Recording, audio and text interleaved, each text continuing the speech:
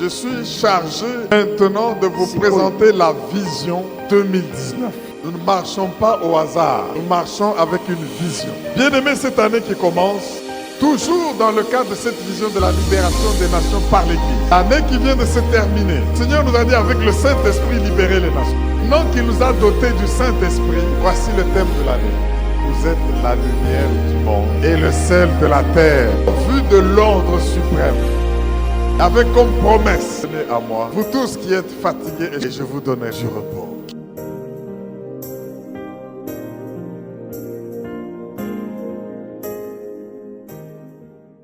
Nous bénissons le Seigneur pour sa présence. Et nous bénissons notre Père l'archevêque, là où il est, pour tout ce qu'il a investi en nous, pour son amour pour l'œuvre de Dieu, son amour pour chacun de nous. Que le Seigneur continue à se souvenir de lui. Alléluia. Amen.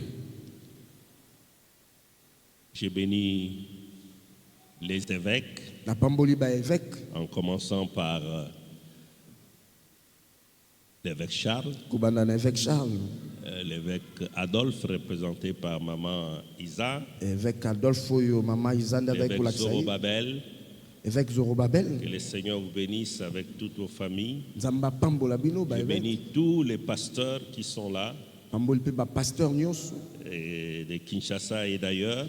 Nous sommes dans la joie de vous avoir. J'ai toujours noté que Dieu a été particulièrement bienveillant avec Logos Rema. Quand je vois la richesse que le Seigneur a placée dans ses serviteurs, j'ai toujours été émerveillé pour ça. Alléluia. Amen. Nous, peuple de Logos Rema, nous devons nous estimer heureux à cause de ces dons que le Seigneur nous a fait. Alléluia. Nous bénissons le Seigneur pour cela. Alléluia. Amen. Je bénis chacun de vous et je me réjouis de pouvoir partager cette parole, la parole de notre Père, qui va nous enseigner encore ce matin et qui va nous bénir par cette voix. Alléluia. Amen. Je bénis mon épouse, Pasteur Esther, sois bénie. Pasteur Esther à Pambouami. Amen. Amen. Gloire au nom de Jésus. Amen. Notre thème du mois, c'est les secrets des gens qui ont obtenu leur miracle. Alléluia. Amen. Les secrets des gens qui ont obtenu leur miracle. Cela signifie que Dieu va nous révéler ces secrets-là. Parce que sa volonté est que nous puissions accéder au miracle. Et quand je dis sa volonté, ce n'est pas au niveau des souhaits. C'est une décision déjà arrêtée.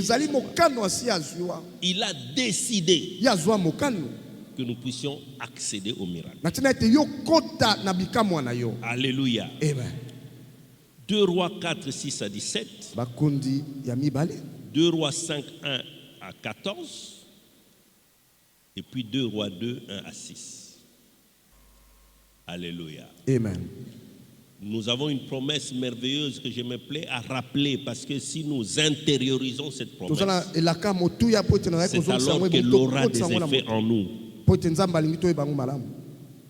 Si vous avez de la bonne volonté, et si vous êtes docile, vous mangerez les instructions, plutôt les meilleures productions du pays. Ça, c'est Ésaïe 1,19. Il y a une bonne déclaration pour la semaine. par la puissance du Saint-Esprit en moi. Par la puissance du Saint-Esprit en moi, je reçois les idées qui valent de l'or. Je reçois la sagesse. Je reçois la correction et la protection. Je suis talentueux de la réception. Mon miracle est assuré au nom de Jésus. Alléluia. Amen. Alléluia. Amen. Pour recevoir le miracle, il faut un certain talent. Il faut une certaine maîtrise de l'art de recevoir. C'est autant de clés que le Seigneur est en train de nous enseigner. Alléluia. Amen. Et nous allons comprendre par là qu'en réalité, quand les gens parlent de miracle, dans le monde, quand on parle de miracle, il y a un miracle qui est intervenu en ma faveur. Les gens s'imaginent que le miracle, c'est le hasard. Donc, j'ai été sauvé par miracle. C'est-à-dire qu'un hasard est intervenu alors que je devais périr, je m'en suis sorti. Non, le miracle, ce n'est pas un hasard. Parce que derrière le miracle, il y a une personne. Alléluia. Et cette personne-là fait du miracle un processus. Alléluia. C'est un processus. Il y a un cheminement. C'est pourquoi on parle de l'accès au miracle. Quand tu franchis les étapes, tu arrives alors au miracle. Donc il est possible de pouvoir programmer ces miracles. Tu peux programmer ton miracle. Alléluia. Amen. Alléluia. Amen. Et l'archevêque nous dit toujours, entre les miracles d'un homme, entre un homme et son miracle, il y a un serviteur de Dieu ou un. Et c'est dans le processus. Tu recevras une parole. Dans la parole, il y a une instruction. Et tu exécuteras l'instruction. Tu auras le miracle. Qui se souvient de cet enseignement? Alléluia. Amen. C'est pratique. Et c'est vérifiable. Alléluia. Amen. Donc il faut demander au Saint-Esprit de te donner l'art de recevoir des miracles. Amen. Amen. Nous allons lire alors 2 Corinthiens 4, 6, 17. 2 Corinthiens 4, 8 à 17. Un jour, Élisée passait par Sunem. Il y avait là une femme de distinction qui le pressa d'accepter à manger. Et deux rois, excusez-moi, deux rois. Vous êtes à 2 rois? J'attends un peu. 2 rois. Un jour, Élisée passait par Sunem, à partir du verset 8. 4, 8. Il y avait là une femme de distinction qui le pressa d'accepter à manger. Et toutes les fois qu'il passait, il se rendait chez elle pour manger.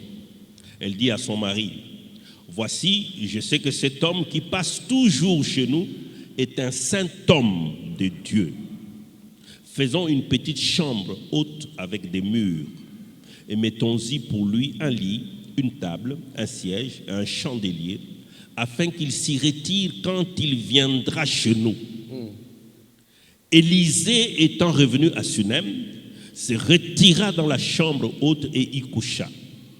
Il dit à Géasi, son serviteur, « Appelle cette Sunamite. » Géasi l'appela, elle se présenta devant lui. Et Élisée dit à Géasi, « Dis-lui, voici tu nous as montré tout cet empressement. Que peut-on faire pour toi? Faut-il parler pour toi au roi, au chef de l'armée? » Elle répondit, j'habite au milieu de mon peuple. Et il dit, que faire pour elle? Géasi répondit, mais elle n'a point de fils et son mari est vieux. Et il dit, appelle-la. Géasi l'appela, elle se présenta à la porte. Élisée lui dit, à cette même époque, l'année prochaine, tu embrasseras un fils. Parole du serviteur. À cette même époque, l'année prochaine, tu embrasseras un fils. Alléluia. Amen. Non, mon Seigneur, homme de Dieu, ne trompe pas ta servante, dit-elle. Cette femme devint enceinte et elle enfanta un fils à la même époque, l'année suivante, comme Élisée lui avait dit. Amen. Est-ce que nous pouvons acclamer le Seigneur?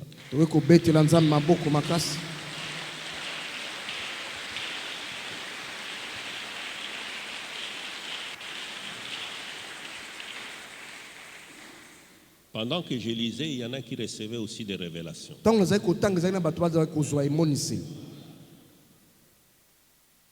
Ce n'est pas en vain qu'on lit.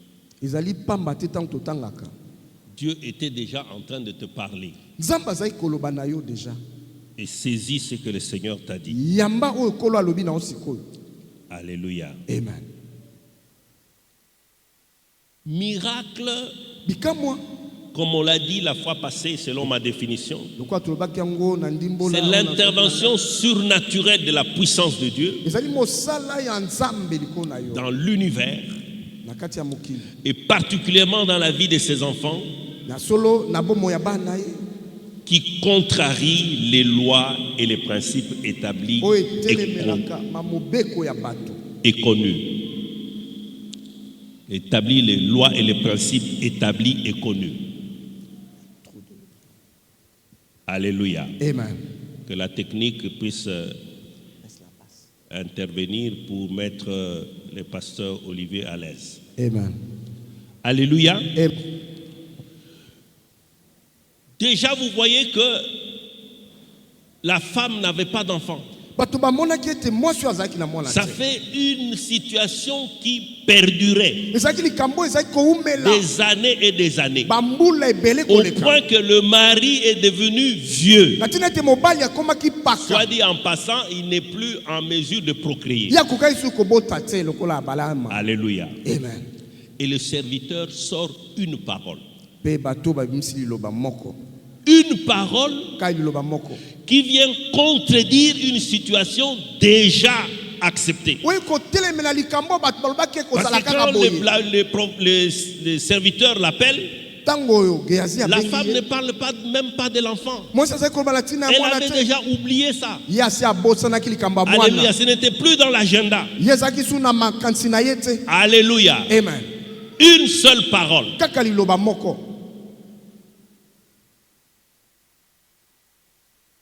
L'année prochaine, à la même époque, tu embrasseras un fils. Ça fait combien de temps? Combien de minutes? Même pas une minute. Je peux même dire même pas 15 secondes. Une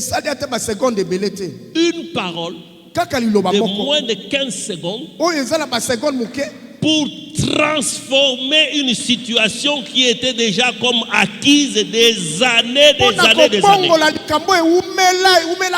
Pour ramener aussi à la capacité de procréation quelqu'un qui avait déjà oublié.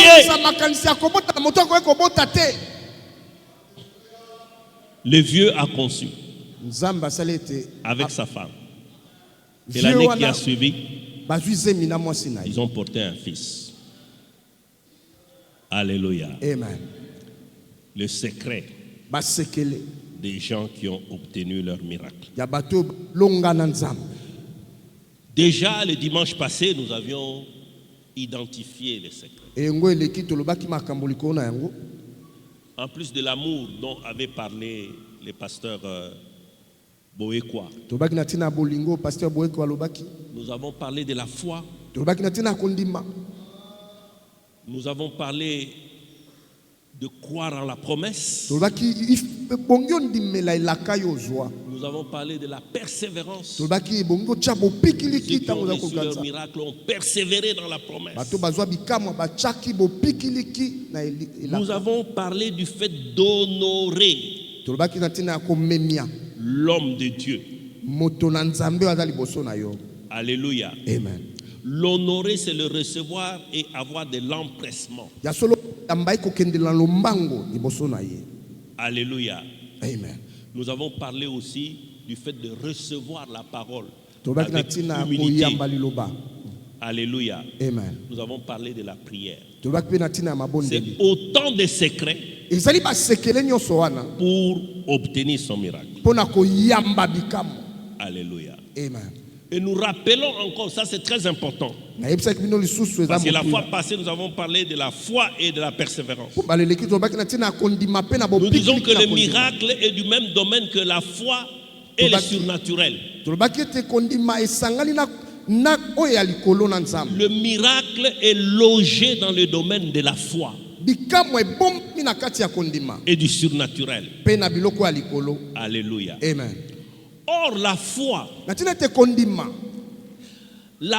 a pour point de départ mesure et accomplissement Jésus-Christ.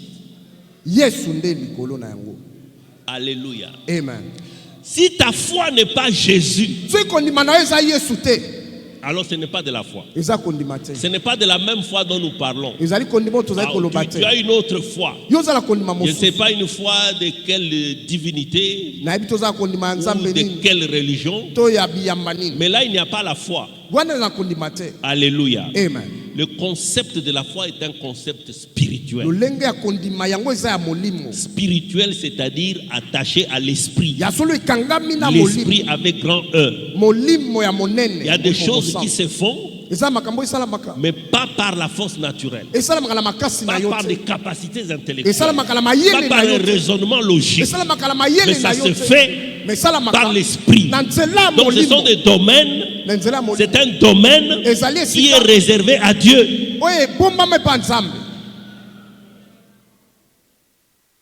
Alléluia. Amen. Si nous sommes en train de parler des miracles, eh bien, attends-toi à ce que Dieu intervienne. C'est un apanage de Dieu. C'est une exclusivité de Dieu. Alors, la foi, c'est Jésus-Christ. Alléluia. Amen. C'est pourquoi nous avons dit que la foi, c'est admettre, c'est reconnaître, c'est accepter et choisir, c'est décider, c'est aimer. Tout cela se rapporte à Jésus-Christ. Admettre quoi? Admettre que Jésus-Christ est Dieu. Qu'il n'y ait pas de débat dans ta tête. Oh, il est divin. Il est fils de Dieu. Oui, il est divin, il est fils de Dieu. Mais fondamentalement, il est Dieu. Alléluia. Amen. Que dans ta tête, il n'y ait pas de débat là-dessus. Que personne ne puisse venir te dévier de cette conviction-là et de cette acceptation que Jésus-Christ est Dieu. Alléluia. Amen. Alors quand tu as admis cela, tu dois reconnaître comme vérité que Jésus était mort et qu'il est ressuscité. Il était mort, ça ne reviendra plus. C'est quelque chose qui est arrivé. Il a permis que la chose arrive. Mais ça n'arrivera plus. C'est pourquoi on dit de lui qu'il est le premier d'entre les morts. Le premier d'entre les morts. Les morts meurent et ils meurent. Lazare est mort. Il a été ressuscité par la puissance du même Jésus là. Mais Lazare est de nouveau mort. Mais Jésus est sorti de la mort. Il ne retournera plus à la mort. Alléluia. Amen. Il était mort. Il est ressuscité. Alléluia. Amen. Tu reconnais cela. Alléluia. Amen. Si tu as reconnu cela, tu dois accepter et choisir. Qu'est-ce que tu acceptes et qu'est-ce que tu choisis? Tu acceptes de suivre Jésus dans sa mort. Tu acceptes de suivre Jésus dans ta mort. Quand tu acceptes de suivre Jésus dans sa mort, tu deviens une même plante avec lui. Tu es une plante avec lui. Alléluia. Amen. Tu es mis ensemble avec lui dans sa mort. Quand tu suis Jésus dans sa mort, tu le suivras aussi dans sa résurrection. Il te conduira dans sa résurrection. Tu recevras la vie, la même vie que la sienne.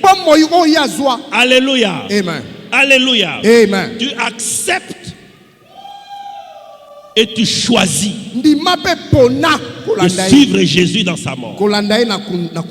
Alléluia. Amen. Et quand tu as choisi de cette manière-là, tu dois décider de demeurer dans ce choix toute ta vie. Tu as déjà choisi d'entrer dans la mort de Jésus et de ressortir dans sa vie. Eh bien, tu dois choisir, tu dois décider de rester dans ce choix-là toute ta vie. Autrefois, vous étiez ténèbres. Et maintenant vous êtes lumière dans le Seigneur.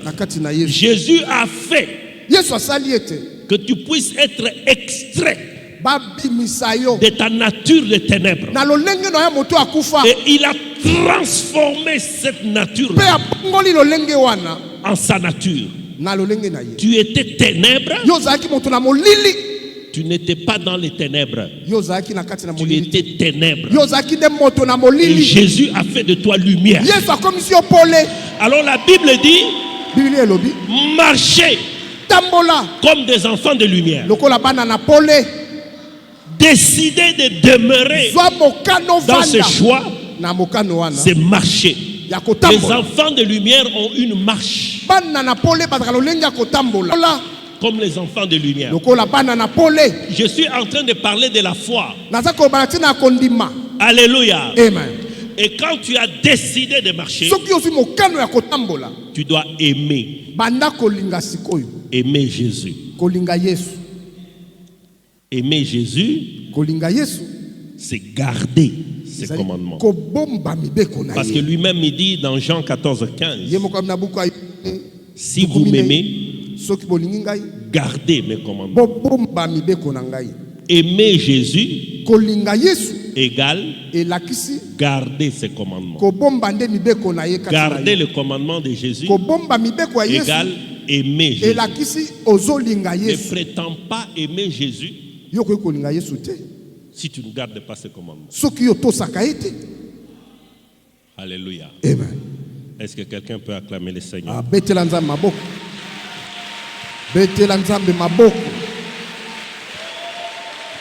C'est là que Jésus dit, je vous le dis,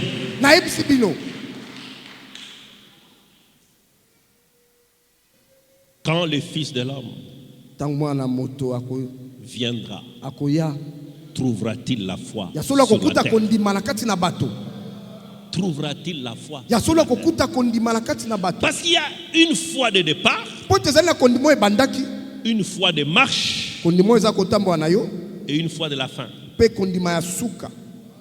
Alléluia. Amen. Dans toutes ces étapes-là, il y a Jésus. Enlève Jésus de la foi. Il n'y a plus de foi. Tout est Jésus dans la foi. Même ton miracle, c'est Jésus. La Bible dit, pour tout ce qui concerne les promesses de Dieu, c'est dans lui que se trouve le oui et le amen. Donc l'accomplissement de la promesse, qui est en fait un miracle, est en Jésus-Christ. Je ne dis pas que ça dépend de Jésus-Christ. C'est en lui. Prends Jésus et tu as le miracle. Prends Jésus et tu as le miracle. Ne cherche pas le miracle. Prends Jésus et tu as le miracle. Acclame Jésus, acclame Jésus, acclame Jésus.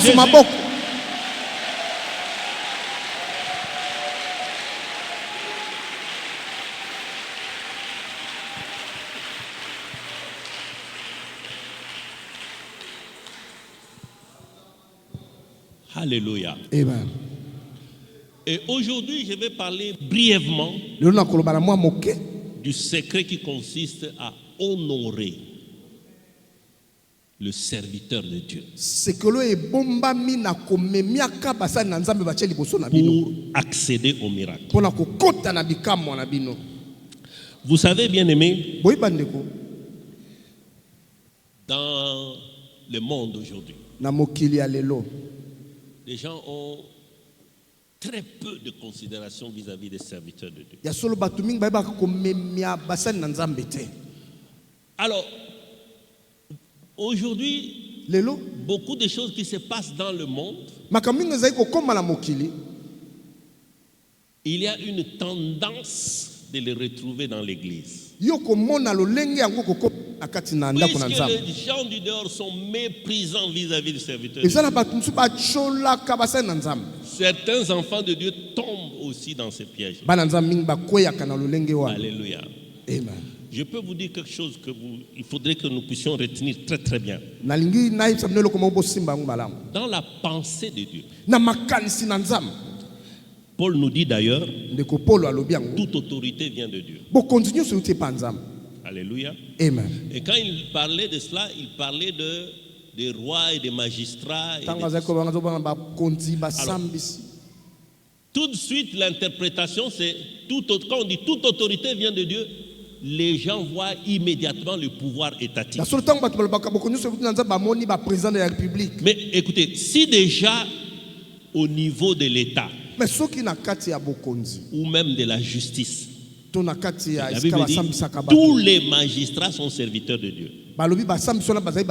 Qu'ils soient occultistes, qu'ils soient je ne sais pas quoi. La Bible dit que tous les magistrats sont serviteurs de Dieu. Parce qu'il s'est réservé le domaine de la justice. Alors donc, écoutez, toute autorité vient de Dieu. Amen. Amen. Déjà, toute autorité au niveau étatique vient de Dieu. Mais à plus forte raison dans la maison de Dieu. Et d'où vient l'autorité dans la maison de Dieu? Si ce n'est du même Dieu. Alléluia. Amen. Alors donc, dans la pensée de Dieu, l'autorité est en lui. C'est lui qui est l'autorité. Je ne dis pas qu'il incarne l'autorité, parce que Jésus a porté la chair une fois et il est passé. C'est lui l'autorité. Alors, il délègue son autorité. Alléluia. Amen. Partout où il y a une autorité, sachez donc qu'il y a l'autorité de Dieu. Si tu résistes à l'autorité, tu attires sur toi un grand mal. Alléluia. Amen. Alléluia. Amen. L'autorité, nous disons que c'est Dieu. Amen. Amen. Donc, en dessous de lui, il y a des délégués. Délégués. Regardez dans l'église ici. Est-ce que c'est lui qui balaye est une autorité? C'est lui qui balaye dans l'église. Est-ce qu'il est une autorité? Ou elle est revêtue d'une autorité? Est-ce qu'elle est revêtue d'une autorité? Oui. Il a l'autorité du balayeur. Et ça, j'ai vécu avec les Américains. Nous étions en plein désert, en train de rouler. Et moi, j'ai pensé qu'il fallait que le chauffeur roule un peu plus vite pour qu'on arrive à la capitale. C'était à Mauritanie. Et l'Américain qui était dans la voiture, non. C'est sa responsabilité. C'est lui qui doit décider s'il doit accélérer, s'il doit ralentir. C'était le chauffeur. Alléluia. Amen. Donc, toute autorité est protégée par Dieu. Chaque fois que tu méconnais l'autorité du balayeur, tu méconnais l'autorité du diacre, tu méconnais l'autorité de l'ancien, tu méconnais l'autorité du pasteur, tu méconnais l'autorité de l'archevêque, tu méconnais l'autorité de Jésus-Christ. Est-ce que vous comprenez ça?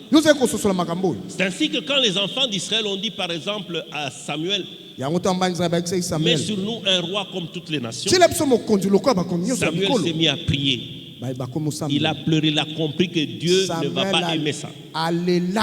Et Dieu lui dit, ce n'est pas toi qu'il rejette, c'est moi. Alléluia. Amen. Alléluia. Amen. Nous allons lire rapidement quelques passages dans la parole. J'étais en train de dire aux enfants de Dieu, n'imitez pas ce qui est du monde. Alléluia. Amen. Nous lisons dans les livres de Hébreux chapitre 25. Hébreux chapitre 10, chapitre 25 nous dit ceci: n'abandonnons pas notre assemblée comme c'est la coutume de quelques-uns, mais exhortons-nous réciproquement. Et cela d'autant plus que vous voyez s'approcher le jour. N'abandonnons pas notre assemblée. Nous avons retenu cela. Nous allons dans Hébreux 13, verset 17. 11, verset 17. 13, verset 17. Obéissez à vos conducteurs et ayez pour eux de la déférence, car ils veillent sur vos âmes, comme devant en rendre compte. Qu'il en soit ainsi, afin qu'ils le fassent avec joie et non en gémissant, ce qui ne vous serait d'aucun avantage. Jésus est en train de s'adresser à un membre d'église. Je ne dis pas un membre de Logos Rema, mais un membre d'église. Il lui dit: obéis à tes conducteurs et sois pour eux de la déférence, car il veille sur ton âme comme devant en rendre compte. Qu'il en soit ainsi, afin qu'il le fasse avec joie et non en gémissant, ce qui ne vous serait d'aucun avantage. Il dit ceci: si un pasteur est contraint de venir devant moi, c'est Dieu qui parle, hein? Si un pasteur est contraint de venir devant moi pour parler de ta situation, contraint, c'est-à-dire qu'il vient en gémissant, cela ne te sera d'aucun avantage. Qu'est-ce que ça signifie? Ça signifie que dans chaque église, dans chaque assemblée, Dieu a mis des conducteurs comme des rapporteurs de la situation de ces enfants qui sont dans cette assemblée. Ce sont les serviteurs qui sont dans l'assemblée qui ont la charge d'amener vos situations dans la présence de Dieu. Ce que vous voyez avec le tabernacle là, les sacrificateurs qui entrent dans la présence de Dieu, ça n'a pas changé. C'est une réalité spirituelle. Dieu charge comme ça certaines personnes de porter les fardeaux de Dieu. Bien sûr, nous sommes dans la nouvelle alliance. Tous nous sommes des sacrificateurs. Nous pouvons aller dans la présence de Dieu. Dieu va nous écouter. Il va nous répondre. Mais pour certaines situations, Dieu a chargé ses serviteurs dans l'église. Jésus a acquis pour le Père un royaume de sacrificateurs. Mais c'est le même Jésus qui a fait des dons aux hommes. Il a envoyé des apôtres, il a envoyé des évangélistes, des prophètes, des docteurs et des pasteurs. Le même Jésus. Est-ce que vous croyez qu'il l'a fait inutilement? Alors j'aimerais vous dire ceci. Pour Dieu, il peut y avoir 10 000 églises qui sont dans la vérité. Dans cette ville de Kinshasa. 10 000 églises. Parce que ce que nous cherchons, c'est les églises qui sont dans la vérité. Parce qu'il y a beaucoup de choses qu'on entend, beaucoup de choses qu'on pratique sous le couvert de la chrétienté. Mais on a aujourd'hui besoin de savoir où se trouve une église qui est dans la vérité. Et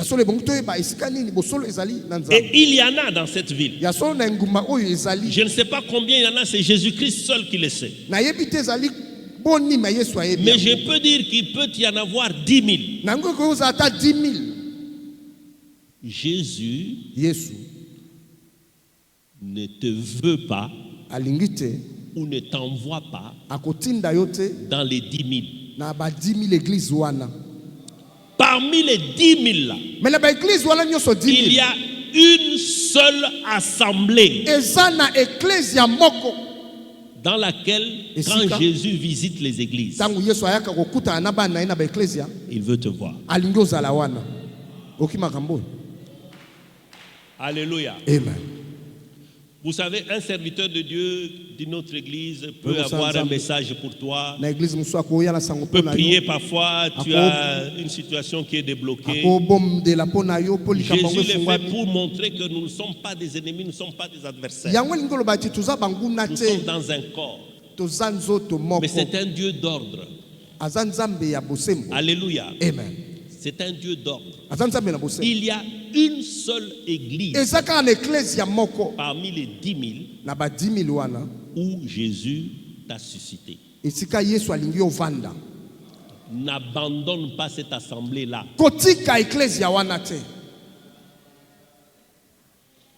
Abandonner l'assemblée, c'est faire du bitumage.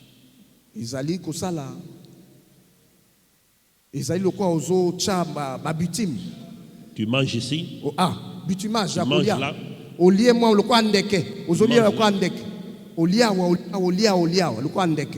Alléluia. Amen. Parce qu'il y a dans l'église que Jésus a préparé pour toi les serviteurs pour s'occuper de ton âme. Abandonner, je disais, c'est le bitumage. Abandonner aussi, c'est avoir tout le temps tendance à critiquer. Critiquer les serviteurs, c'est ça qu'on appelle le murmure. Parce que les serviteurs, ce sont les autorités. Pour Dieu, quand il y a une autorité, il faut obéir. Il faut obéir à cette autorité. Alors quand tu es tout le temps en train de critiquer, de résister, eh bien, tu tombes dans les murmures. Tu es en train de bloquer l'accès à ton miracle. Alléluia. Amen. Que le Seigneur te bénisse, Papa Noé. Qu'il accomplisse les désirs de ton cœur. Alléluia. Amen. Alléluia. Amen. Abandonner son assemblée, c'est être là, être tout le temps en train de critiquer. Critiquer les serviteurs, critiquer ce qui se fait dans l'église. Tout ce qui se fait dans l'église là, vous avez toujours la possibilité de redresser. Alléluia. Amen. Abandonner l'assemblée, ce n'est pas apporter les offrandes dans la maison de Dieu. Vous savez pourquoi Dieu a demandé qu'on apporte des offrandes dans sa maison? Il dit afin qu'il ne manque pas à manger dans ma maison. Vous n'apportez pas dans la maison de Dieu. Vous avez abandonné l'assemblée. Alléluia. Amen. Les serviteurs qui sont là. Je bénis le Seigneur pour l'évêque Judith qui a eu cette inspiration de prier, de demander aux serviteurs de prier pour les enfants de Dieu. Les serviteurs qui sont dans votre assemblée ont l'onction de Dieu pour votre problème. Alléluia. Amen. Tout ce qui vous est demandé, c'est suivre les instructions. Parce que Dieu va leur donner une parole. Ils vont vous la communiquer. Et cette parole comporte des instructions. Si vous appliquez, vous verrez les miracles. Alléluia. Amen. Vous recevrez une parole. La parole comportera une instruction. Vous allez exécuter la parole. Vous verrez les miracles. Vous savez, la parole, quand on dit la parole, souvent on croit que la prophétie, c'est seulement quand bon, je vois ici quelqu'un, c'est un tel, voici ce qui va t'arriver. Dieu parle de cette manière-là. Mais la parole de Dieu dit, Dieu parle tantôt d'une manière, tantôt d'une autre. Alléluia. Amen. Est-ce que vous savez que la prédication, dans la pensée de Dieu, la prédication, c'est une prophétie.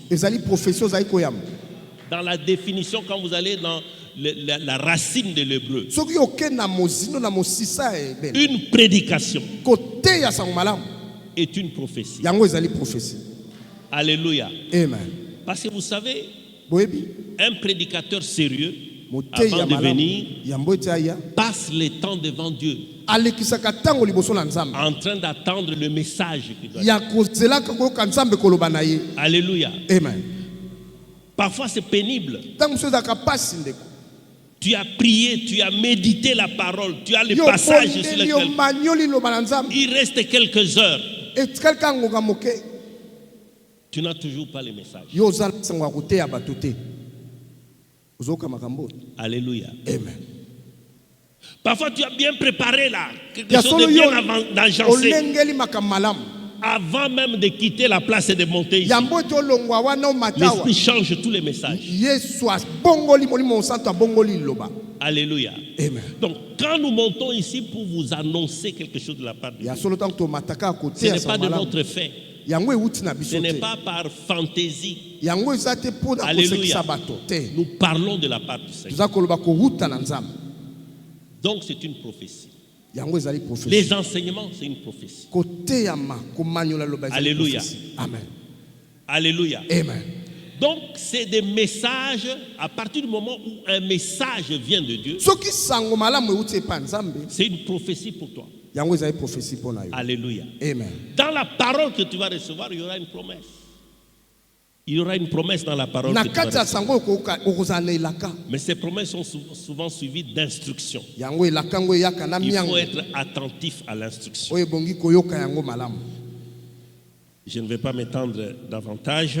Je vais arrêter dans 5 minutes. Je vais juste qu'on voit très rapidement ce qui confirme cela. Jésus dit, si vous recevez un prophète en qualité de prophète, et vous recevrez la récompense. C'est ça la parole. Vous recevez un prophète en qualité de prophète, et vous recevrez la récompense. Parce que le prophète, quand il vient, il a reçu la parole de Dieu. Est-ce qu'on peut recevoir, tu peux recevoir la parole en éternité? C'est ça la récompense du prophète. La veuve de Sarepta a reçu Élie. Élie lui a dit, prépare pour moi. Alléluia. Amen. Ça c'était seulement la parole. Mais après, elle n'a plus manqué à manger. Elle a survécu à la famine. Et elle et son enfant et les prophètes même. Alléluia. Amen. Alléluia. Amen. Alors écoutez ceci.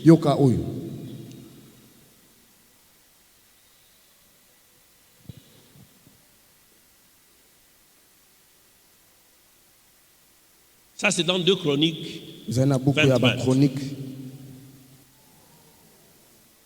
Confiez-vous en l'Éternel, votre Dieu, et vous serez affermis.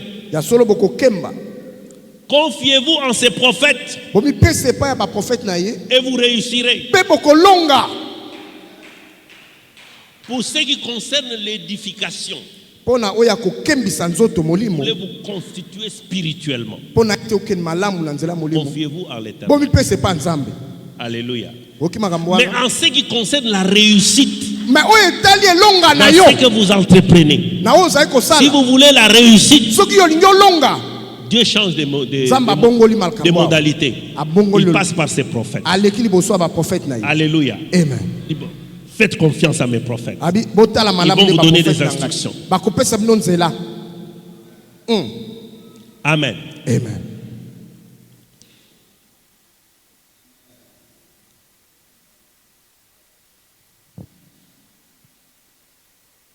Matthieu 13.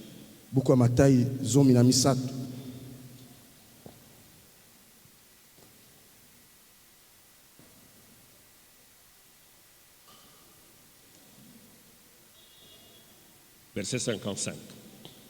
N'est-ce pas là le fils du charpentier? N'est-ce pas Marie qui est sa mère? Jacques, Joseph, Simon et Jude, ne sont-ils pas ses frères? Et ses sœurs, ne sont-ils pas ses frères?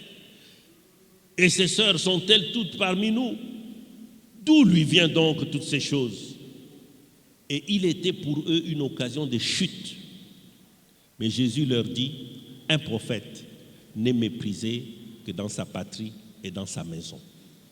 Et il ne fit pas beaucoup de miracles dans ces lieux à cause de leur incrédulité.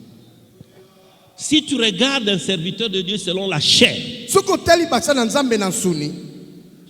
tu es incrédule. Alléluia. Amen. Parce que tu ne crois pas que Dieu peut passer par un homme pour t'atteindre. Jésus lui-même n'a pas été capable de faire des miracles en ces lieux-là à cause de l'incrédulité. L'incrédulité bloque l'accès au miracle. Alléluia. Amen. Quand tu n'honores pas les serviteurs de Dieu, tu n'es pas différent d'un incrédule. Alléluia. Amen. Le Seigneur insiste toujours. Il y a beaucoup de passages dans Jérémie où il dit, puisque je vous ai parlé dès le matin et que vous n'avez pas écouté, puisque je vous ai appelé et que vous n'avez pas répondu, je vous ai envoyé tous mes serviteurs, les prophètes. Je les ai envoyés dès le matin, chaque jour. Dès le matin, c'est une expression pour dire je vous ai envoyé suffisamment à temps. Vous ne les avez pas écoutés. Il faut écouter les serviteurs de Dieu, les prophètes. Alléluia. Amen. Pour accéder au miracle. Nous sommes en train de parler des clés pour accéder au miracle. Alléluia. Amen. On peut s'arrêter là juste pour conclure. Alléluia. Les serviteurs que Dieu place dans l'église, ce sont des traits d'union entre la puissance de Dieu qui déclenche les miracles et le miracle. Alléluia. Amen. Alléluia. Amen. Vous savez, quand Dieu nous parle, il est en train de nous façonner. Depuis un certain temps, je vois comment Dieu nous parle dans notre église ici. Quand j'ai fait la somme, je suis en train de me rendre compte que Dieu est en train de façonner son peuple de Logos Rema. À la fin de tout ceci, nous aurons un aspect. Il est en train de nous donner un aspect. Alléluia. Amen. Pour que nous ne soyons pas des chrétiens chancelants. Que nous soyons des chrétiens solides. Nous allons accéder à une saison de miracles. Mais que nous ne puissions pas nous détourner du Dieu du miracle. Alléluia. Amen. Nous n'allons pas regarder au miracle. Nous allons regarder au Dieu des miracles. Et le Dieu des miracles, c'est Jésus. Prends Jésus et tu as les miracles. Acclame le Seigneur Jésus.